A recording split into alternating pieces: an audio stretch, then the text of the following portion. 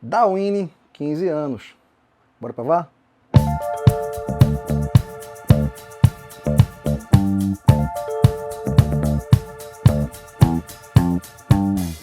E dessa vez trazendo aqui para o canal, primeira vez um Dawine, e talvez seja a última. Isso porque a destilaria, por mais que seja antiga, né, muito pouco conhecida e produz muitos poucos rótulos que são colocados como single malt no mercado. Um deles o Dawine 15 anos, o outro lá é o Dawine Distillers Edition, que tem um acabamento em sherry, salvo engano, do tipo oloroso. E tem aí um último que foi relançado mais recentemente, que a proposta de se tomar ele de forma extremamente gelada, eu ignorei esse lançamento. E para por aí. Isso porque quase que toda a produção da destilaria vai para atender blendeds da Diageo, sim, esse aqui é um rótulo do portfólio da Diageo, uma destilaria, e ele é o principal combustível, isso sem críticas, do Buchanan, né, da linha Buchanan em geral, além do Black White. Então sobra muito pouco. E honestamente a sensação que eu tenho é que também o mercado não demanda muito mais do que é colocado à disposição. Tanto que, por mais que a gente tenha uma destilaria relativamente pequena, né, a produção deles, a capacidade produtiva é de 1,3 milhões de litros ano, o dobro da Oban, por exemplo, né, que foi o último vídeo que eu gravei. Vou também fazer alguns parênteses em relação a Oban versus Dawine. O mercado meio que não demanda mais, né, do que o que já é posto, tanto que não há dificuldade em conseguir colocar as mãos, né, num rótulo desse. Diferente, por exemplo, né, de uma Lagavulin, que antes já se viu ali como componente de blended, de hoje 100% da produção, hoje não, já de algum tempo, é voltada para single malt e o mercado consome tudo e falta. Mas enfim, não é o caso da Dawine. E dito isso, né, e já falei de Diageo, aqui a gente já fala de curiosidades, né, já sendo o primeiro vídeo. Lá quando eu gravei o conteúdo sobre o Oban 14 anos, eu disse, né, que a Escócia, né, do ponto de vista whisky literário, é dividido em 5 regiões produtoras, historicamente produtoras, mas que a Diageo resolveu, por algum motivo, colocar 6 whiskies como se fossem 6 regiões. Não, ele não criou uma região nova, não. Ele simplesmente colocou lá Dawine Highland, Oban West Highland. Será que existe terras altas do Oriente e do Ocidente? Não sei. Mas enfim, essa história confusa, né, me levou a falar sobre esse assunto no vídeo do Oban e dizer que se eu fosse, né, minimamente responsável por isso, eu teria apenas selecionado o Oban, que para mim é um brilhante representante, né, do estilo das Highlands dentro do portfólio da Diageo, obviamente, que o Dawine não. E isso porque as duas destilarias, né, são bem antigas, mas a Oban de alguma forma conseguiu manter mais sua tradição, suas preocupações, suas minúcias produtivas até hoje, que deixam o Oban ser esse whisky tão especial que ele é. E a Dawine meio que já foi de um jeito, já foi de outro, depois voltou atrás e efetivamente nunca conseguiu produzir um grande whisky, pelo menos na minha modéstia avaliação. E por que é que eu digo isso? A Dawine, né, destilaria inclusive aqui fundada em 1898, na verdade é 1897, mas não colocam aqui porque nesse primeiro ano ela tinha outro nome, Strathspey, acho que era isso. Durou um ano só, depois virou Dawine, e a Oban também, né, é aí do mesmo período, do mesmo século. Só que enquanto a Oban tinha ali todo um cuidado com a produção, desde a mosturação extremamente longa, um cuidado na destilação para que houvesse ali um maior contato do destilado do new make com o cobre, purificá-lo, a Dawine ia pelo caminho completamente oposto, né? mosturação em si, média de 60 horas, pouco mais do que o efetivamente necessário, minimamente, para que a gente tenha a conversão ali do açúcar em álcool. E a destilação em si, né, são só 2 alambiques, um wash e um still. Tem um formato super simples e que não promovem, né, qualquer tipo de refluxo do que está sendo ali destilado. Então já vai ali um new make pesado, denso, e que a gente chama de muito congenérico, né? Só que junto com os congêneres a gente também tem os contaminantes. Sobe tudo junto. E depois disso, né, quando já foi a primeira destilação, a segunda que vai para os condensadores, a Dawine também é uma das poucas destilarias que usam warm tubes como condensadores. Só que ela usava, parou de usar, voltou atrás. Já vou me aprofundar um pouquinho mais nessa história.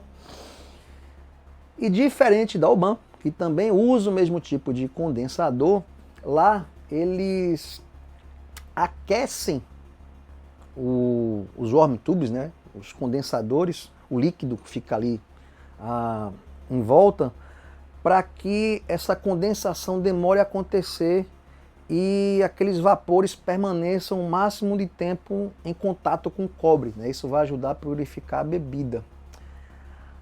Nossa querida Dawine faz exatamente ao contrário, tanto que seus warm tubes, né, seus condensadores, ficavam na área externa das destilarias.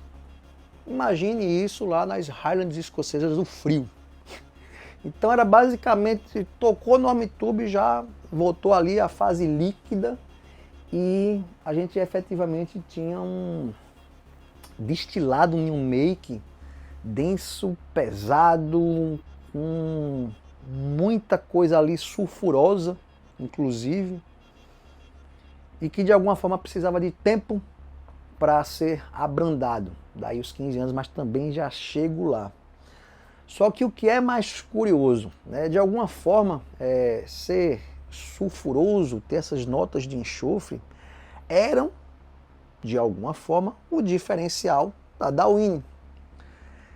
E acreditem, em 1986, a destilaria passou lá por uma grande reforma e removeram os condensadores do tipo warm tubes e substituíram por condensadores mais eficientes, mais tecnológicos, que são os Shell tubes, que basicamente hoje quase toda destilaria na Escócia e no mundo usa.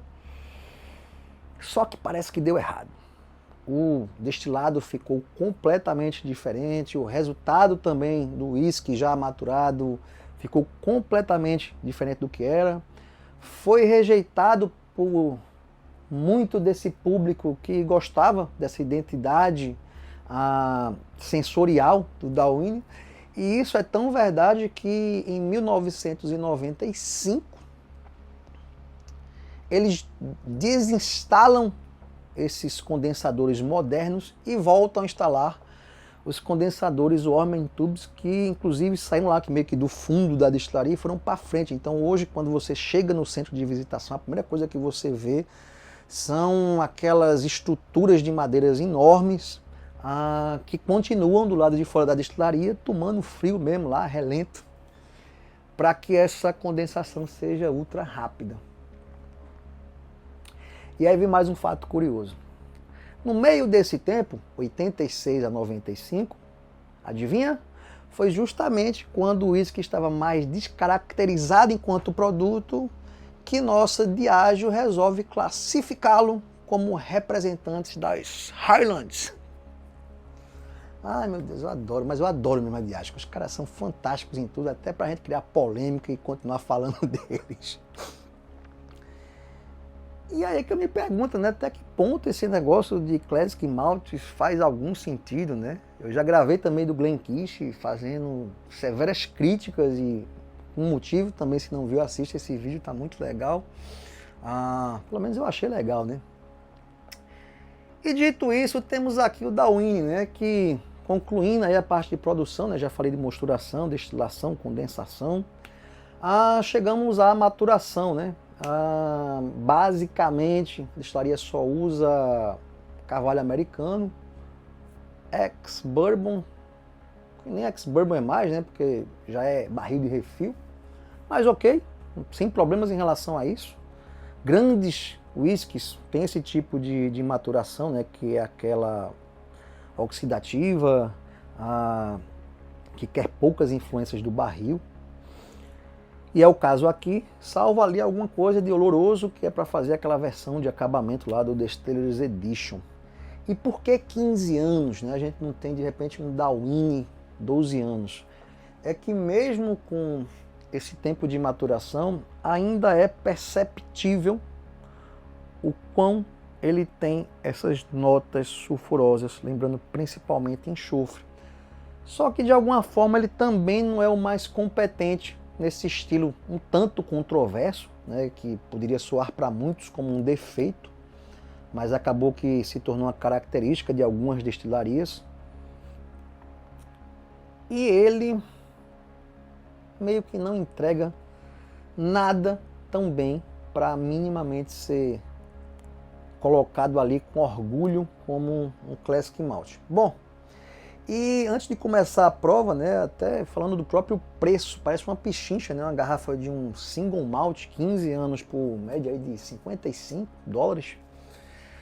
Só que eu não sei se eu compraria mais garrafas do Dalwhinnie 15 anos, mesmo que tivessem em grande promoção. Exceto se for alguma dessas novas edições, né, que a gente já falou aí dessas special releases da Diageo, que aí sim estão fazendo whiskies com barris dos mais diversos tipos. Já surgiu, né, Dalwhinnie, e aí é possível que eu venha a querer prová-los. Dito isso, bora provar.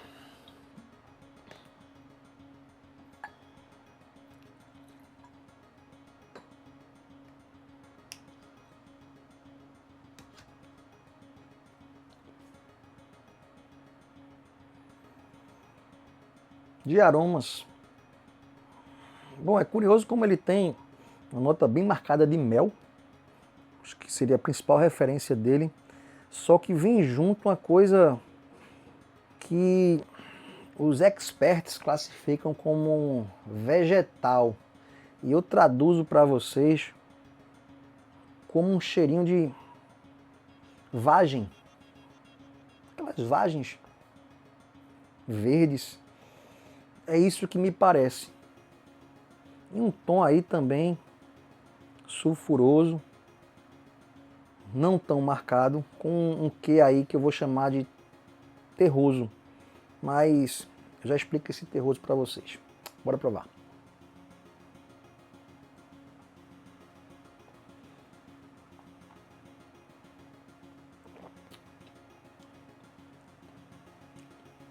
É um whisky visivelmente mais denso do que é o nosso Ban, só que com 15 anos e apenas 43% de graduação, né? Ou seja, não era para em qualquer hipótese ser agressivo, ele ainda me soa agressivo, como se esse álcool não tivesse, né? O álcool que eu digo, a sensação alcoólica, né? Que na verdade são os contaminantes, estivessem ainda tão presentes. É como se dissesse o seguinte: nós precisamos de pelo menos 15 anos para entregar algo minimamente honesto. Esse sabor vegetal, né, que aí de novo lembra vagem, tubérculos, né, fala aqui de uma beterraba, uma coisa com terra, e eu já explico o porquê que foi do terroso que eu falei.